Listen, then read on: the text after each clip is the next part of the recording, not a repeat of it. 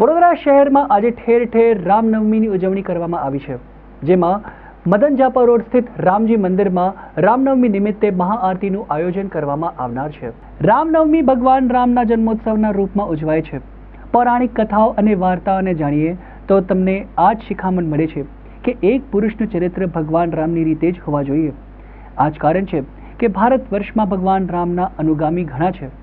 ત્યારે પ્રતિવર્ષની માફક વડોદરા શહેરમાં મદન ઝાપા રોડ ખાતે આવેલા રામજી મંદિરમાં ભગવાન શ્રી રામની મહાઆરતી કરી રામ જન્મોત્સવની ઉજવણી કરવામાં આવી, જેમાં મોટી સંખ્યામાં ભક્તોએ મંદિરના પ્રાંગણમાં ભજન કીર્તન કરવામાં આવ્યા હતા।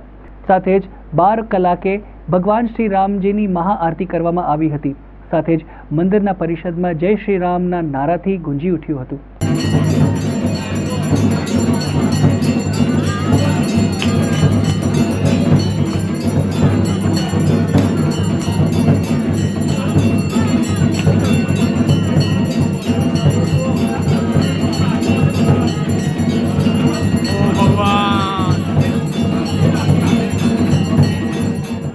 हमारे यहाँ तो 8 दिन से प्रोग्राम चल रहा है। नवरात्रि से शुरू पूरी नवरात्रि से प्रोग्राम चल रहा है, तो उसी के अंतर्गत सब प्रोग्राम हो रहे हैं। भगवान श्री राम का जन्मोत्सव, नाना प्रकार का प्रसाद है, पंजरी है, शकट टेटी है, मोहनतार है, केला पपीता फल और अलग अलग प्रसाद सब लोगों को भगवान श्री राम की कृपा से वितरण किया जाता है। उन्हीं का उत्सव मनाया गया है।